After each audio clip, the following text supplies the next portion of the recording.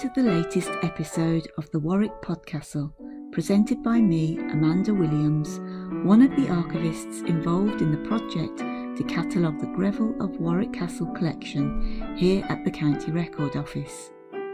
This episode is the first of two parts where we will be discussing some of the artefacts found within the collection to date. I'm joined today by my colleague, Donata Santorini. Hello, I'm the Senior Conservator at the County Record Office, and I support Amanda and the project team in looking after this amazing collection. Together, we will be discussing the artefacts found within the Greville of Warwick Castle collection. Is it common for record offices to have and therefore preserve artefacts? Though not a frequent occurrence, record offices do have artefacts that are inseparable, intrinsic, or illuminating to the collections they are found within. Careful consideration is always given when archivists find non-document items in collections. Sometimes there is little justification to keep some items, but we find we just can't dispose of them. So as archivists, we learn about various types of handwriting, of the variety of records created, and the materials used.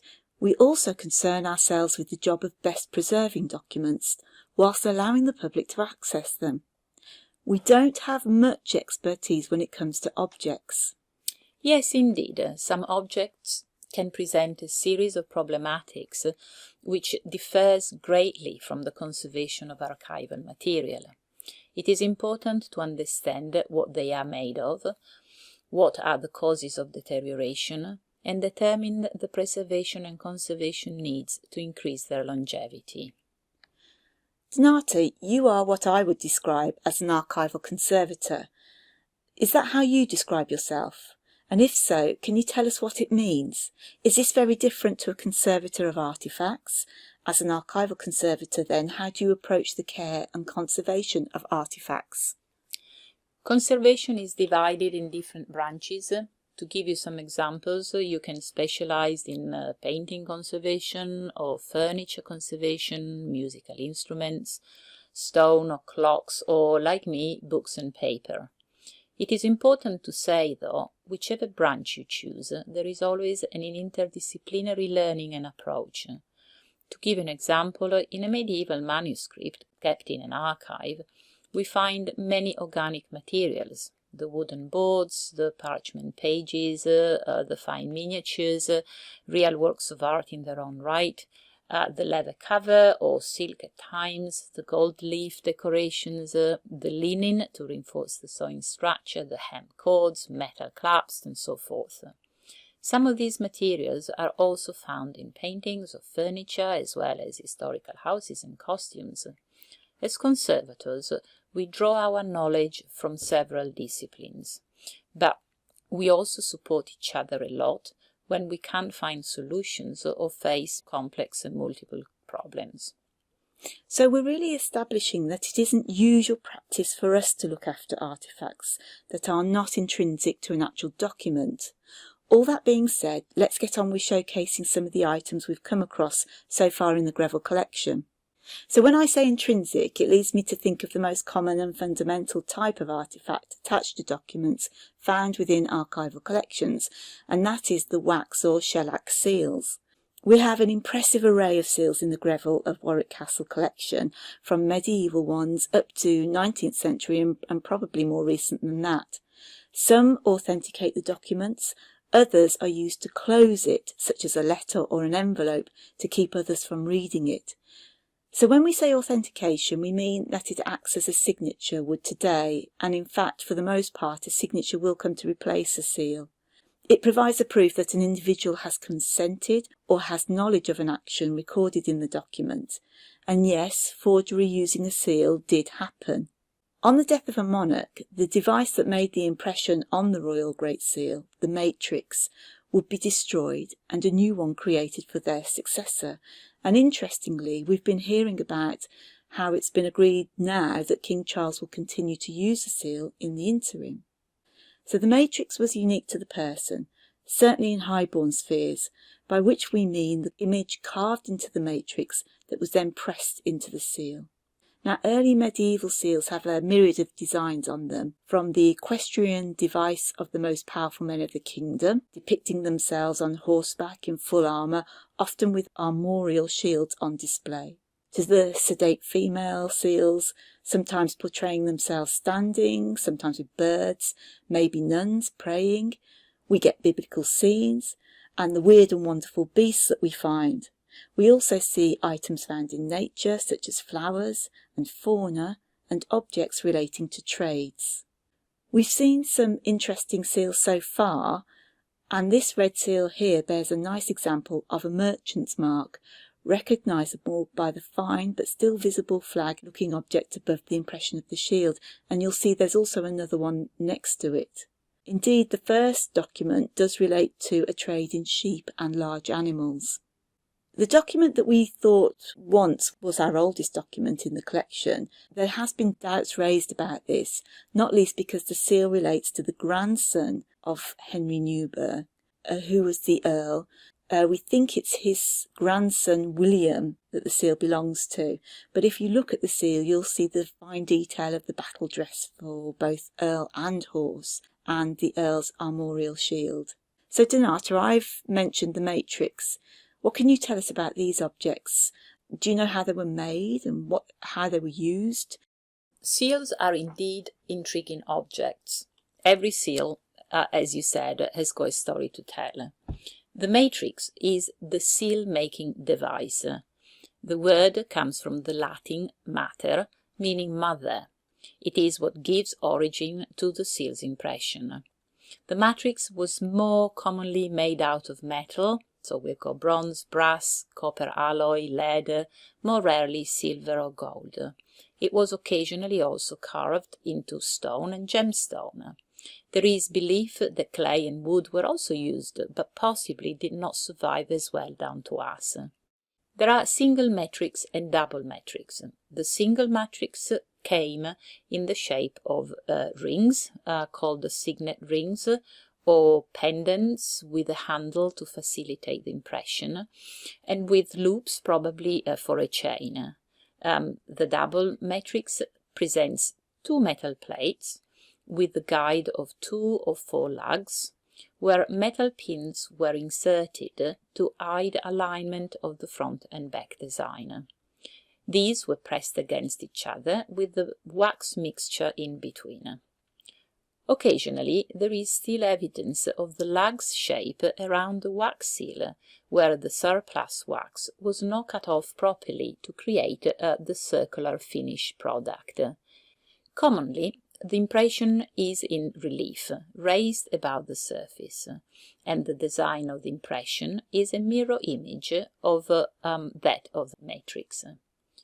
During medieval times, matrices, and therefore the seals, have primarily 3 shapes: round, oval, or pointed oval, also known as vesica.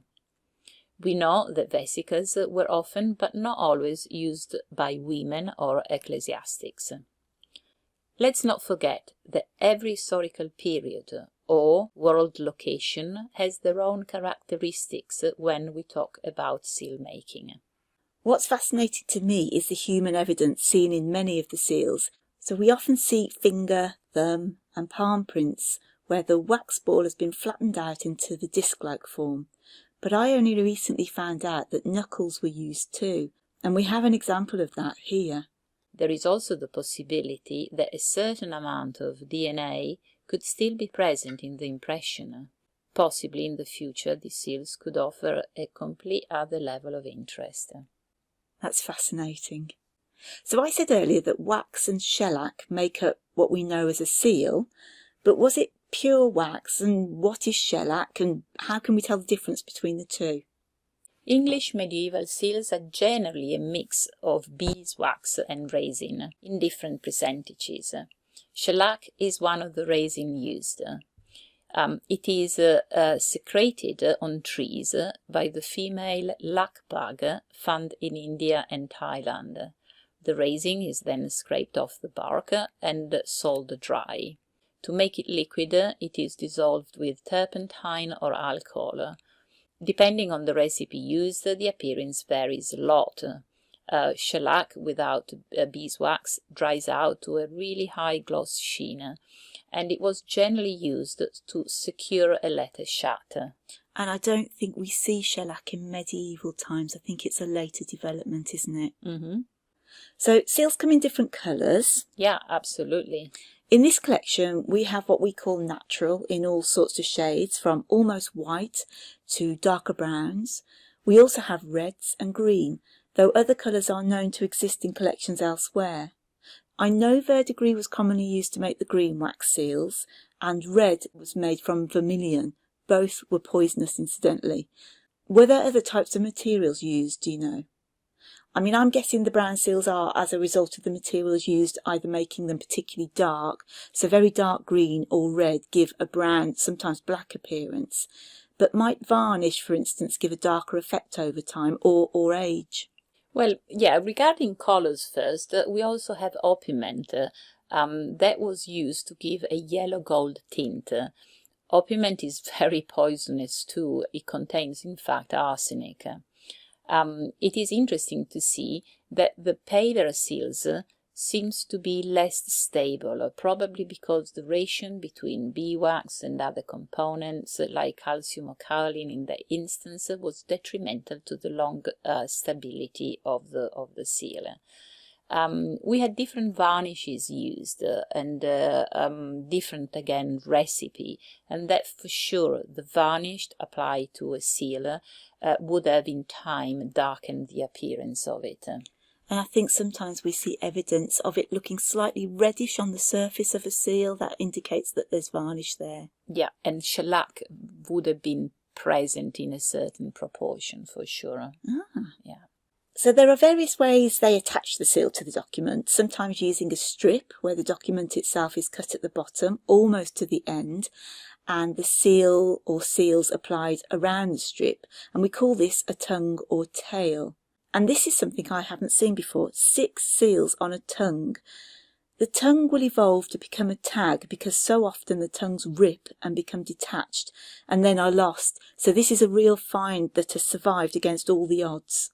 Exactly, this is a beautiful example of it, and as you said, the risk we have with this type of attachment is that the weight of the seal could just tear the tongue off partially or totally away from our document. Another form of attachment is when the end part of the document was folded upwards and becomes a strip, and then a strip from another document sometimes, perhaps even the bottom of the actual document itself, was cut off, and they made little tags which were looped through slits in the bottom folded part of the document. And these we call tags. But what about the cord, of which we have a couple of examples here to show you? Do we know what these were generally made from, and how did they attach them? It was extremely important that the seal should not be easily removed. The cord was generally knotted around the bottom end of the parchment document, and then a knot was also present and hidden inside the wax, making any attempt to remove it impossible without breaking it. The cords were generally made of woven silk or linen in beautiful colours. And they were a very secure form to attach a seal to a document. Unfortunately, I'm not very sure about the meaning of the different colours we find still today in the cords. Potentially somebody's researched that, or maybe somebody will research that in future. They also used a range of material to try and protect seals, didn't they?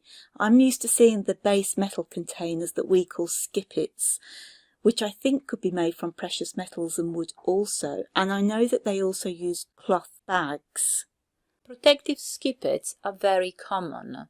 This one could be tin plate, maybe. Tin plate was invented around the 1620s and very widely used in the 1660s. Other material used was also brass or galvanized steel, as well as wood. They meant to protect the seal from knocks. But did they? Because often we find broken seals within skippets, and I sometimes wonder if they actually cause damage. That is very possible. And I've seen plant and paper material added in the skippet, covering the surface, but I believe they could wrap straw and wool or hair around the site to try and keep the seal protected and intact. Recently at the County Record Office, we've put together a Seals volunteer project, initiated off the back of work being done by the Archives and Records Association to standardise our descriptive approach to seals when cataloguing documents. As well as creating a database where each of the seals in the collection are described, we're also hoping to digitise and place images of some of the seals within the online catalogue we are currently creating, or in a digital image library. That's all we've got time for today, but join us for part 2, where we will be discussing some of the other artefacts in the Greville collection, including something a little more unusual.